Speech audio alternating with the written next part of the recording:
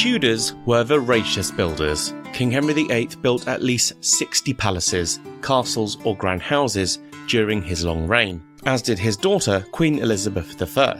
6 of the royal palaces were large enough to comfortably house the entire court, which at key points of the year such as Christmas could be as many as 1,500 people. These 6 properties were Richmond Palace, Hampton Court Palace, the Palace of Placentia, aka Greenwich Palace, Eltham, Woodstock, and the Palace of Beaulieu. There was also the gargantuan palace or complex known as Whitehall, right in the heart of London, which until Versailles came along in the 17th century was the largest palace in Europe, even bigger than the Vatican, with more than 1,500 rooms. And then there was the magnificent and entirely lost Nonsuch Palace, so named for it was so grand that there had been none such like it. Finally, there was the great fortress of the Tower of London, the most potent and oldest symbol of royal authority visible in Great Britain. And yet much of what the Tudors would have recognised is now entirely lost. In fact, of all of these properties, only Hampton Court, the Tower of London and Eltham remain, and at each, huge parts of the original Tudor buildings no longer exist. So what were these lost properties? What went on in them? And why, oh why, do they no longer exist?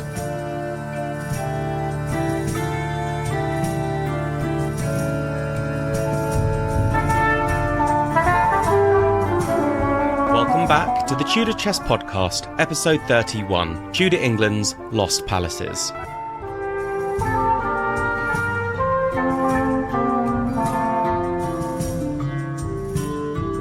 I grew up in the southeast of England, right on the border between London and the neighbouring county of Surrey.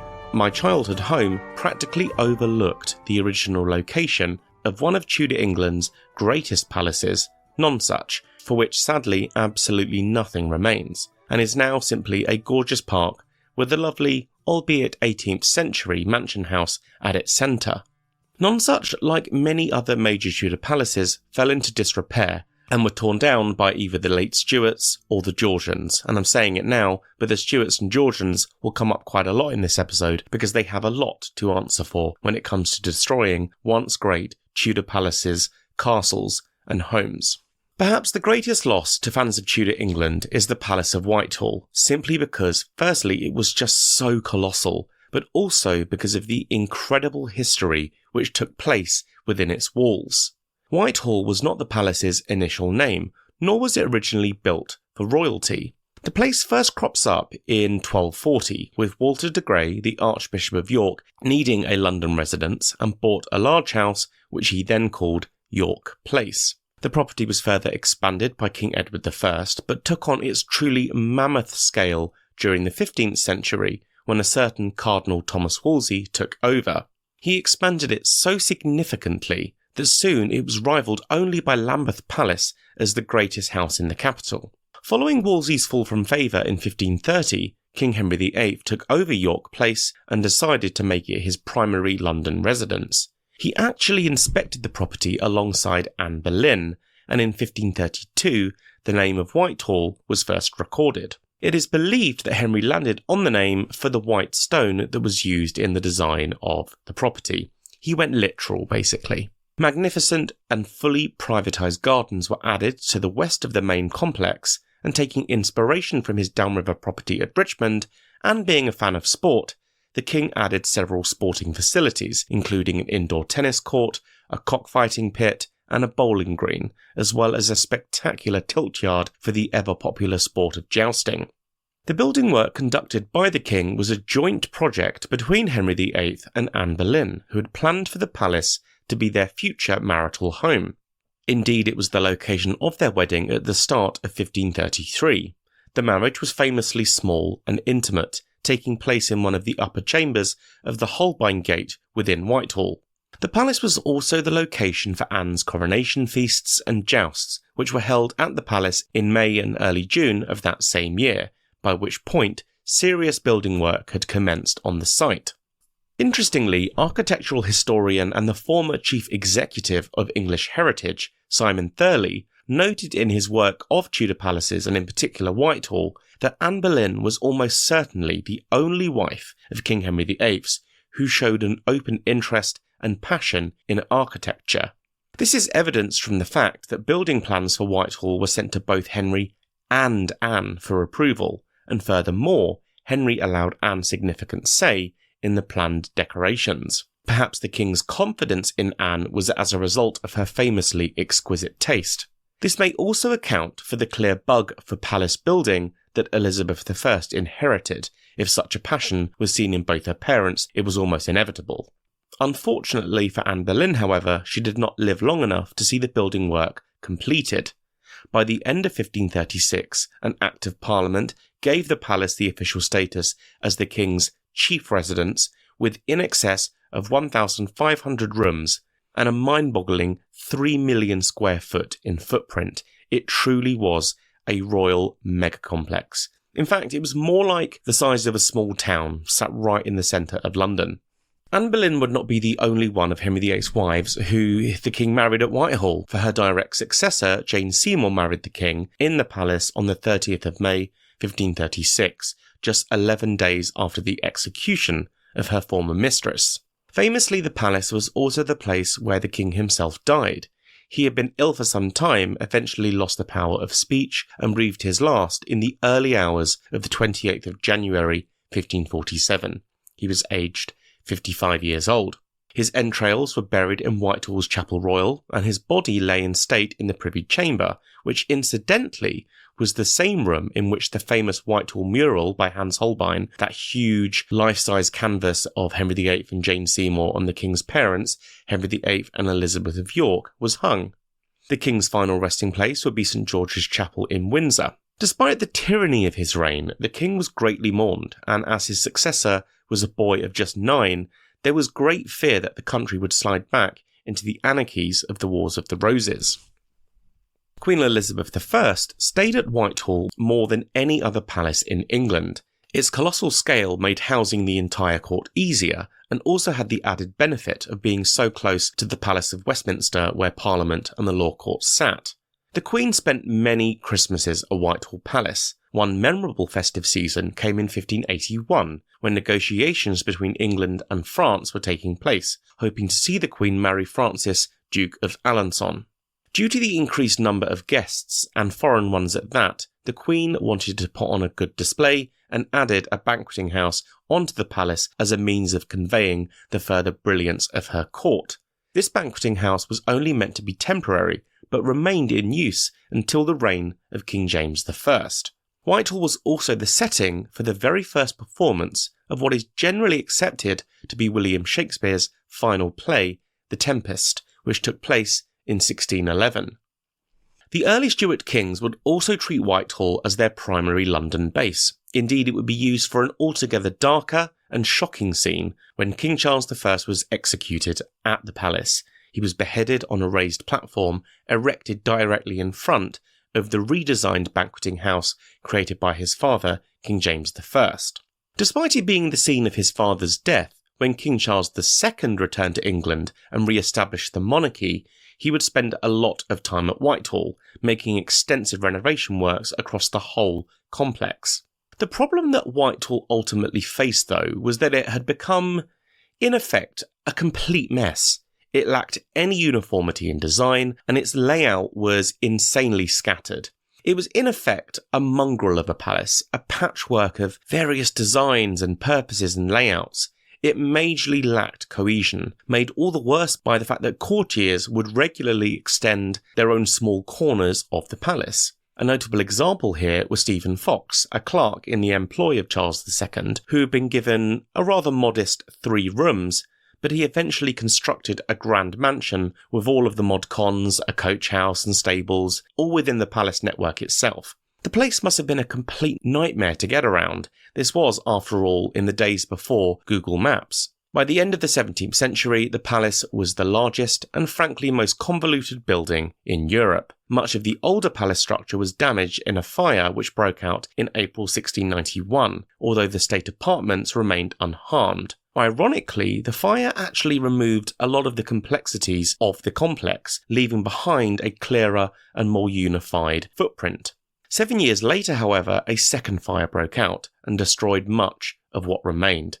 The great banqueting house, the jewel in the crown of Whitehall, is all that survived the fire that can still be seen to this day. A few other bits here and there are still in existence, but used for very different purposes. For example, one of the covered tennis courts that was installed by Henry VIII is now a cabinet office. Henry VIII's wine cellar is another survivor, but sadly, as it sits in the basement of the Ministry of Defence, access to the cellar is, understandably, incredibly limited. So what of the most famous of Henry VIII's palaces, Hampton Court?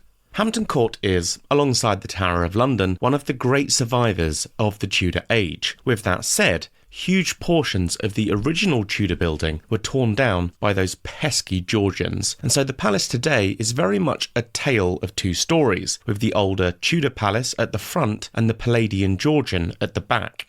The site of Hampton Court Palace was originally in the ownership of the Order of St. John of Jerusalem, but was taken over by Thomas Wolsey, then Archbishop of York, in 1514. He was made a cardinal in the following year. From 1514 to 1521, Wolsey spent lavishly £200,000, or by my reckoning, roughly £34 million by modern standards, to build the finest palace in England at the time. Sadly, little of Thomas Wolsey's building work remains completely unchanged. The first courtyard, known as the Base Court, was his creation, as was the second, known as the Inner Gatehouse, which leads to the Clock Court, from where Wolsey's seal remains visible over the entrance arch of the clock tower. At the time, these then led to his private rooms. The Base Court contained 44 lodgings reserved for guests, while the Clock Court contained the very best rooms, the state apartments, reserved for the king and his family. Immediately after the state apartments were finished in 1525, the king came for the first of many visits. In building his palace, Wolsey was attempting to recreate the classical Renaissance cardinals' palaces that were seen in Europe. The architectural historian Sir John Summerson asserts that the palace shows the essence of Wolsey, the plain English churchman who nevertheless made his sovereign the arbiter of Europe, and who built and furnished Hampton Court to show foreign embassies that Henry VIII's chief minister knew how to live as graciously as any cardinal in Rome. Whatever the concepts were, the architecture is an excellent and rare example of a 30-year era when English architecture was in a harmonious transition from domestic Tudor, strongly influenced by the Perpendicular Gothic, to the Italian Renaissance classical style, which would become a staple of future Tudor building creations. Sadly for Wolsey, he was only able to enjoy the palace for a few years, for in 1529, knowing that his enemies and the king were engineering his downfall, he passed the palace to the king as a wise gift. It did not help, and he died a few months later en route to the capital to stand trial for treason. Almost as soon as the keys were in his hand, King Henry VIII began his own modifications and, naturally, expansions. The king liked to entertain, and few of his properties were large enough to hold the entire assembled court. In taking over Hampton Court, he thus set about making it large enough, both in terms of scale, but also in resources, to comfortably house the entire Tudor entourage. One of the key parts in achieving this was the creation of vast kitchens, needed to churn out the constant demand for the finest meats, pastries, bread, alcohol, and so on. The kitchens were quadrupled in size in 1529, enabling the king to provide what is known as bouche of court, which was basically free food and drink for the entire court. Think of it a bit like the Tudor equivalent of an on-site canteen for workers at somewhere like Google. In architecture, the king followed the design precedent set by Wolsey, perpendicular, Gothic-inspired Tudor with restrained Renaissance ornaments. This hybrid architecture was to remain almost unchanged for nearly a century, until Inigo Jones introduced strong classical influences from Italy to the London palaces of the first Stuart kings. Between 1532 and 1535, Henry VIII added the Great Hall and the Royal Tennis Court, both of which survive to this day. The Great Hall has a carved hammer beam roof. During Tudor times, this was the most important room of the palace. Here, the king would dine in state, seated at a table on a raised dais. The hall took 5 years to complete, with workers quite literally working all of the hours that God sent, for the king was so impatient for its completion that builders were compelled to work throughout the night by candlelight. The gatehouse to the second inner courtyard was adorned in 1540 with the Hampton Court astronomical clock, which also survives to this day. It also still functions. The clock shows the time of the day, the phases of the moon, the month, the quarter of the year, the date, the sun and the star sign, and most astonishingly of all, the water levels at London Bridge. This last piece of information the clock would provide was of great importance to those visiting the Thameside Palace from London, as the preferred method of transport at the time was by barge, and at low water London Bridge created dangerous rapids. The clock therefore enabled visitors to basically go, oh shit, the water's low, we best dash. This gatehouse is now known as Anne Boleyn's Gate, the name being a much later addition, for work was still underway on Anne Boleyn's apartments above the gate when the Queen was beheaded.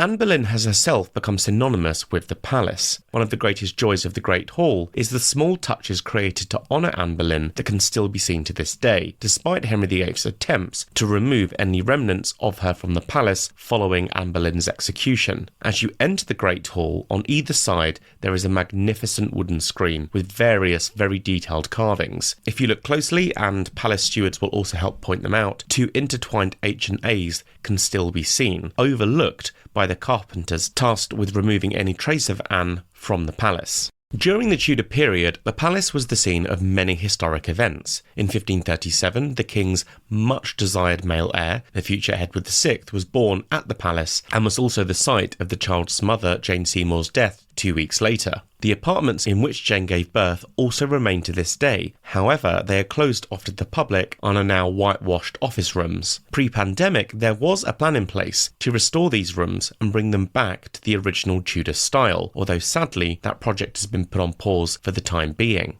Another supposedly dramatic moment at the palace took place in 1541. Henry VIII was attending Mass in the palace's chapel from where he was informed of the adultery of his fifth queen, Catherine Howard. Catherine was confined to her rooms for a few days before being sent to Sion House and then on to the Tower of London to await her execution.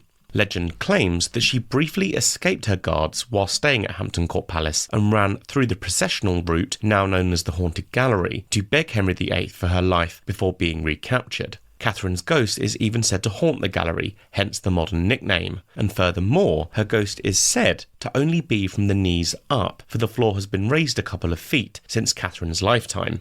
King Henry VIII died in January 1547 and was succeeded by his son Edward VI and then by both his daughters in turn. It was to Hampton Court that Queen Mary I retreated with her husband, Philip of Spain, to spend their honeymoon after their wedding at Winchester Cathedral. Mary chose Hampton Court as the place for the birth of her first child, which famously turned out to be the first of 2 phantom pregnancies, also known as pseudocyesis. Mary stayed at the palace awaiting the birth of her child for over 5 months and only left because of the uninhabitable state of the palace, with the court being kept in the same location for so long. Mary's court departed for the much smaller palace of Oatlands nearby. Mary was then succeeded by her half-sister Elizabeth I, and it was Elizabeth who had the Eastern Kitchen built. For those who've been to the palace in the modern era, it's now where the palace's tea rooms are. After the death of the Tudor dynasty, the crown passed into their successors, the Stuarts. The first Stuart kings, James I and Charles I, made use of the palace but did not alter or renovate it. During the interregnum following Charles I's execution, the palace was largely unscathed, at least compared to other royal palaces which were either completely destroyed or badly damaged. The palace was, nonetheless, still subject to the passages of time and the evolutions of taste, and so by the time of the monarchy's restoration and the next Stuart kings, Charles II and his successor, James II, it was beginning to appear old-fashioned. Everyone in Europe was going gaga for Versailles, the palatial and frankly ludicrous palace which was the home of the French monarchy, and so efforts were made to bring some of the Versailles sparkle into England by rebuilding royal palaces in the overtly opulent Baroque style so associated with this period. Now, those no-good bastards, William III and Mary II, are to blame for the loss of much of the Tudor palace, to be replaced with the Baroque that we see today. Within months of their accession, they embarked on a massive rebuilding project of Hampton Court, with the intention to demolish the Tudor palace one section at a time while replacing it with a huge modern palace in the Baroque style. Their original intention was to retain only Henry VIII's Great Hall, and so I suppose we should be semi-grateful that they did not go the whole hog, as it were, and left what we still see to this day. Even so, the final work carried out by the country's preeminent architect, Sir Christopher Wren, did result in over half of the Tudor palace being replaced, with Henry VIII's staterooms and private apartments lost to us. Yes, I know, absolutely fuming. Hampton Court now stands as one of England's greatest and most important stately homes and can be visited throughout the year. Given where I grew up, it was always easy to get to, and so I must have visited the palace at least 30 times. Each time I go, I always spot something new. I just wish that the lost parts still existed. The last time I was at the palace was actually as part of a sort of merry band of other historians, including Sandra Fazoli, Sarah Morris, Owen Emerson, Natalie Grueniger, and I suggested that historic royal palaces should try to create a digital recreation of the lost palace, which perhaps I'll just do myself. I think it needs to be done. That leads me nicely into Nonsuch Palace, which was built semi with Hampton Court in mind, and was considered to be the most beautiful of the properties built during the Tudor reign. It was commissioned by Henry VIII, but was not completed by the time of his death. The property stood among acres and acres of beautiful countryside in Surrey, a county in the southeast of England, directly south of London. The parkland around it, Nonsuch Park, remains and sits on the boundaries of the boroughs of Epsom and Ewell in Surrey and Cheam within the London borough of Sutton, which is where I now live. Nonsuch Palace was Henry VIII's chance to show off. The palace was designed to be a celebration of the power and the grandeur of the Tudor dynasty, built specifically to rival King Francis I's Chateau de Chambord. It was, forgive me, something of a who's got the bigger dick project. Unlike most of Henry VIII's palaces, Nonsuch was not an adaptation of an old building. This wasn't Henry being given the keys by the former resident of a palace that he had decided to take over. Instead, Nonsuch was entirely his own creation. He found the land and chose to build a new palace based entirely around his own image and desires. It is generally accepted that the choice of location came down to the fact that it was so close to one of his main hunting grounds. The palace was built on the site of Cuddington, near Ewell, with both the church and the original Ewell village both being destroyed to create a suitable site for the palace and its grounds to be set up. Thankfully, those whose houses were destroyed were compensated heavily for their loss, which is something, I guess. Work began on the 22nd of April 1538, the first day of Henry VIII's 30th regnal year, and 6 months after the birth of his Longford son, Prince Edward. Although entirely new in its creation, the palace did nonetheless follow the conventions of the time, that is to say that it was rectangular with a completely hollow centre, save for a below-stairs cellar at its centre. The rooms were arranged in what is known in architecture speak as enfilade, with each room in a row leading from one to the other, rather than there being a central hallway and corridors leading to other rooms in the way that most houses are built today. In selecting the designers of his palace, Henry VIII turned to the tried, tested and trusted figures of Christopher Dickinson and William Clement, who had been the architects and builders of Hampton Court Palace. Despite its ostentation, Nonsuch was far smaller than Hampton Court, perhaps only a third of the size, but was nonetheless designed with the bigger palace in mind. Just as at Hampton Court, there were two gatehouses, the first a broader one leading into the outer court, and a taller narrow one to the inner. In keeping with Hampton Court, to the north of the palace were the kitchens. Nonsuch was by no means a copy of Hampton Court though. Several facets of its design were new to England. What distinguished Nonsuch from traditional architecture, perhaps the most, were stunning stucco panels in between the timber framing of the palace's facade by the Italian artificer Nicholas Bellin of Modena. Bellin's was already famous across Europe for his work on the Fontainebleau for Francis I of France, but claimed asylum in England after allegations of fraud were levied against him by Francis I of France. Now, with this in mind, I suspect that Henry VIII got something of a kick out of hiring someone that his greatest rival had once employed with the basis of his role to make the palace all the grander. At a cost of £25,000 or over £10 million by modern standards, how on earth was Nonsuch Palace paid for? Well, for that, we need only look to the dissolution of the monasteries. In fact, Nonsuch Palace was literally built on top of the remains of Merton Abbey. Over 3,600 loads of chalk and stone were delivered to the site and formed foundations and the core of the masonry walls. The outer courtyard and its gatehouse were faced in stone, but the important part of the palace, the inner court, the part where the royal lodgings were, was timber framed. It has been suggested that Nonsuch was probably the largest timber framed structure ever to be erected in England. It must have also been a complete feast for the eyes, with the black and white Tudor panelling adorning much of the palace's facade. Henry VIII would never see the palace in its finished state, for work was still taking place when he died in January 1547. As best we can tell, Nonsuch was only ever visited by the king on 3 occasions, making it something of an extremely expensive white elephant, for this last great passion of Henry VIII's was, in many respects, symbolic of a man who had always striven to exude such grandeur, but in the end was unable to live long enough to see the plans of his sumptuous palace come to fruition. In 1556, Queen Mary I sold it to Henry FitzAlan, the 19th Earl of Arundel, who completed the palace.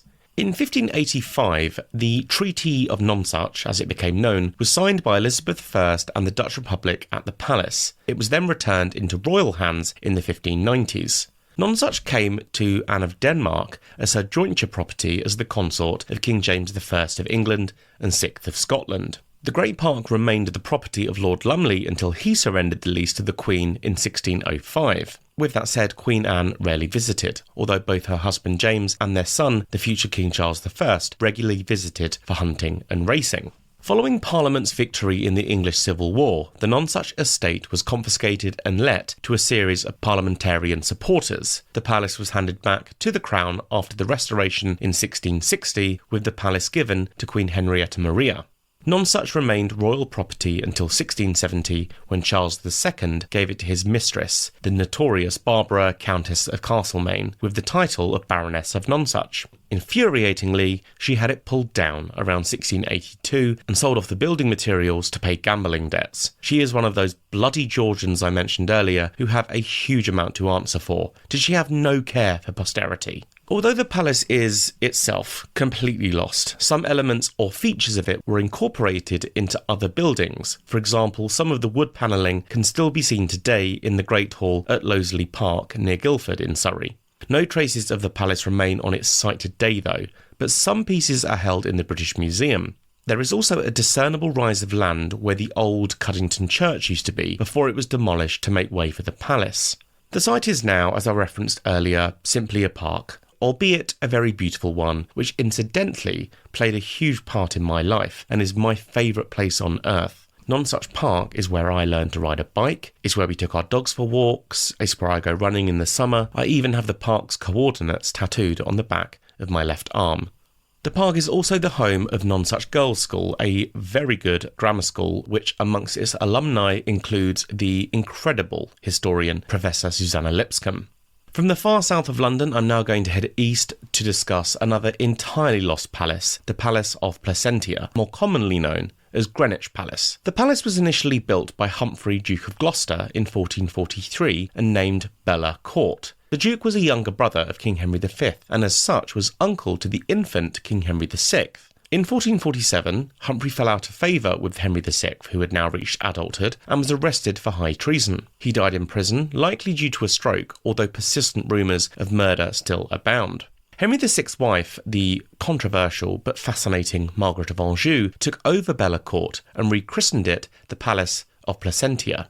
By the time of the Tudors and Henry VII's reign, the palace was in dire need of repair, and so the decision was taken to simply rebuild the palace entirely, which took place between 1498 and 1504, with a design based around 3 large courtyards. Although the structure is no longer standing, the size and design of Greenwich Palace was said to be similar to that of Hampton Court Palace, which was built around the same time as Henry VII rebuilt Placentia. The original building was constructed primarily with brick and timber. It had state apartments, a chapel, a 5-storey viewing tower, and 2 octagonal towers overlooking the Tiltyard. The chapel was rebuilt by Henry VIII, featured stained glass windows and black and white glazed tiles. The main face of the building looked out over the River Thames. It extended along a 200-metre stretch of the bank of the river and was accessible by boat. Piles from the original Tudor-era jetty remain there to this day, a rare survivor. Its red brick exterior was a deliberate choice, for it showcased the English king's wealth, as the material was expensive to manufacture and considered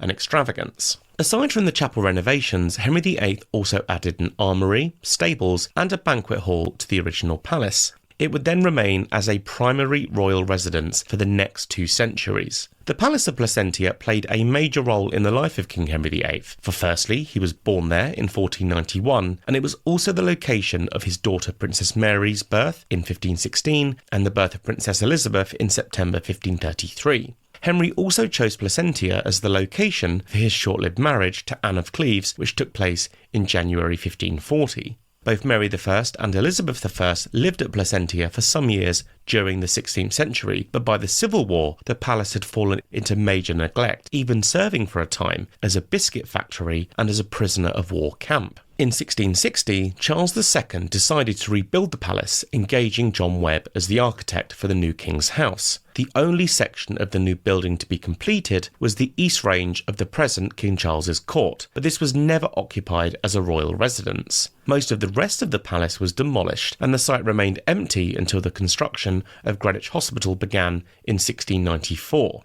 During the early 17th century, as the palace was being rebuilt, Queen Anne of Denmark commissioned several buildings, including the Queen's House, 3 rooms along the garden, and a grotto aviary to be built in the gardens. The only surviving building of the 17th century additions to the palace is the Queen's House. This building, designed by architect Inigo Jones, is of particular architectural and historical significance, as it is often credited as being the first classical building in England and was a clear departure from Tudor style. The Greenwich Hospital complex became the Royal Navy College in 1873 and is now occupied by the University of Greenwich. Not a single aspect of the core Tudor palace remains. And so finally, we have the great fortress, the Tower of London. The name of the Tower of London is in fact just a shortened version of its full title, which is His Majesty's Royal Palace and Fortress of the Tower of London. No building in the UK has as much royal history woven into its DNA as the Tower of London, although Westminster Abbey comes a very, very close second. The Tower of London's history is vast. It dates back to the time of William the Conqueror, and so I won't go into all of the details now, otherwise we'd have a 3-hour podcast on our hands. Instead, I will focus on the main aspects of the fortress and highlight which parts are sadly lost, of which there are very many. At one time, the Tower of London was almost like a town within London itself, making it somewhat comparable to Whitehall, although more contained given that the tower had clear outer walls. To demonstrate just how much of a small town the place was, during the early period of the Tudors, it had as many as 15 pubs within its walls alone. Yes, you heard that right, 15 pubs. I'm surprised the guards were able to get anything done and that more prisoners didn't escape. I mean, the air alone must have been 15% proof. The Tower of London is perhaps most famous for 2 key aspects of its story. Firstly, that it was the place of some of the most famous executions in British history, including 2 of King Henry VIII's wives, Anne Boleyn and Catherine Howard, and secondly, that it is the home of the crown jewels, these being the crowns, sceptre, orbs and other priceless artefacts which are central to both the monarchy and the act of coronation. The crown jewels are still held within the tower to this day and are one of the biggest draws to the site for overseas tourists. Sadly, what visitors to the Tower of London now see is but a fraction of the once colossal site. Certainly 14 of those 15 pubs are now long gone, although one does still remain for the use of those who work at the tower and also call the place home. And that's actually one of the other remarkable aspects of the fortress. The yeoman warders, more commonly known as beefeaters, and their families, the sitting tower governor, and a garrison of soldiers all still call the palace their home. There's even an on-site doctor and a chaplain based out of the chapel of St Peter ad Vincula, the small church inside the tower's walls, which is the final resting place of many of its most famous victims. At the centre of the Tower of London complex is the White Tower, which is also the oldest part. As the name would suggest, it's a great white keep, which contained various prison cells and the royal armoury. The White Tower has not changed since the time of the Tudors and appears today as Henry VIII and Anne Boleyn would have known it. There are then 2 walls surrounding the tower, the famous Traitor's Gate, which was the entrance through which prisoners would enter the tower, although not Anne Boleyn, a common misconception, who entered via the private Bywood Tower door. There are also several other parts of the tower that the Tudors would recognise, including the Queen's house, not to be confused with the Queen's apartments, more on that later, and then the aforementioned Chapel of St Peter ad Vincula. The huge Waterloo block, which sits to the north of the White Tower, is a relatively new addition, being built in 1845 and is thus not somewhere the Tudors would recognise. The Waterloo block is now the home of the Crown Jewels. During the Tudor period, there were many more significant buildings within the tower complex, with the vast majority of these to the south and southeast of the White Tower, on what is now a large expanse of grass known as the Innermost Ward. There have been royal apartments on the site of the Tower of London as far back as the early 13th century, when during the reign of King Henry II, a permanent inner ward was created and separate lodgings for both the King and the Queen were constructed. One of the biggest parts of the old tower that is now completely lost to us is the Great Hall.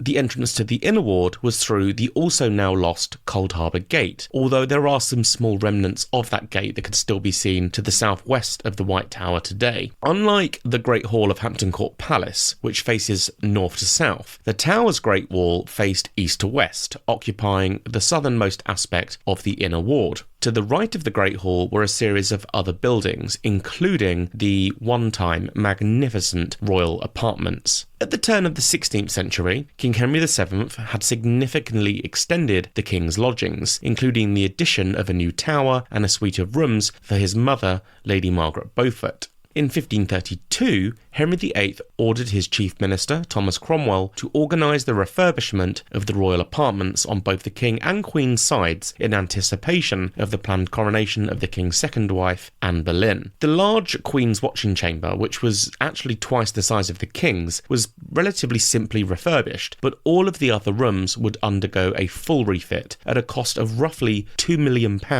by modern standards. These Renaissance-style apartments were therefore the height of luxury, but would take on a different role for Anne Boleyn just 3 years later.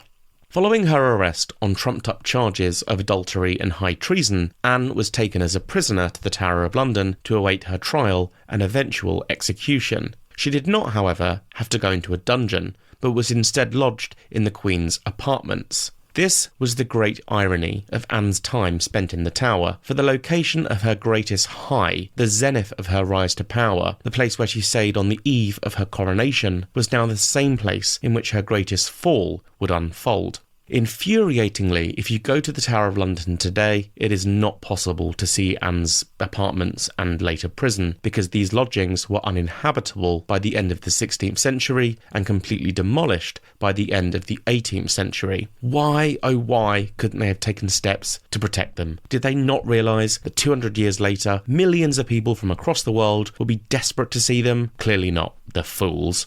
To get back to an earlier point, the classically black and white half-timbered building known as the Queen's House, which overlooks Tower Green, is not the same place as the Queen's apartments. It is not where Anne was imprisoned, as these apartments were actually built 4 years after her death. The location of the famous executioner's scaffold is another subject about which there is some confusion, mostly caused by the small glass memorial set up on Tower Green, which states that this was the spot on which Anne Boleyn, Catherine Howard, Lady Jane Grey and so on were executed. Now, sorry to burst bubbles for those who've been there, taken pictures and gone, wow, I'm on the spot where Anne Boleyn died. That's actually completely inaccurate. The actual location of where the executioner's scaffold was has been convincingly proven as being in front of what is now the entrance to the Crown Jewels within the Waterloo block. And so whilst the monument on Tower Green is lovely, it isn't an accurate representation of where the scaffold stood. And so what route would the Tower's most famous victim, Anne Boleyn, have taken on the morning of the 19th of May 1536? To truly understand this, I recommend looking up an old visual of the Tower as it appeared then. You can find these online just by Googling it, but I will try and paint the picture for you nonetheless. Anne would have been visited in the Queen's apartments, and bear in mind they are to the southeast of the White Tower, and told that the time of her death had arrived. She would have left the Queen's apartments and walked across the inner ward diagonally towards the Cold Harbour Gate. She would have passed under the gate and walked alongside the west side of the White Tower, which would have been on her right. When she reached the top left corner of the White Tower, she would have seen the Chapel of St. Peter ad Vincula in the far left, the place where shortly she would be buried, and to her right she would have seen a large open expanse with the scaffold at its centre. Despite being classed as a private execution, a crowd of 1,000 people had still gathered to see the first Queen in English history die, which mercifully was very quick, consisting of a single strike from the sword by the expert executioner sent from Calais. As Anne Boleyn looked out from the scaffold, taking in her last moments on Earth, the imposing White Tower would have been the most vivid representation of the power and might of the great Tudor dynasty, which is perhaps fitting given that it is one of the very few things to survive into the modern era. The loss of the Tower's many other buildings, in particular the Great Hall and royal apartments, is devastating for fans of history, and if I had the ability to time travel, I think I would go back to the Tudor period and take a look at the Tower as it was then, although probably at the time of Anne Boleyn's coronation rather than her execution. And so that brings me to the end of this week's episode of the Tudor Chess Podcast. Thank you so much for listening. In addition to this, my weekly episode, I also release a weekly subscriber-only episode which you can access via my Patreon account or via Apple Podcasts. On Patreon, in addition to the podcast, I also release a bi-weekly conversation called Historian Unwrapped, in which I speak to some of the most well-known historians working today about their lives as historians. What are their opinions? Who would their dream dinner party guests be? And so on. To sign up to this and get access to all of the Tudor Chess content that I produce, just head to patreon.com/the Tudor Chest. Thank you again, and speak soon.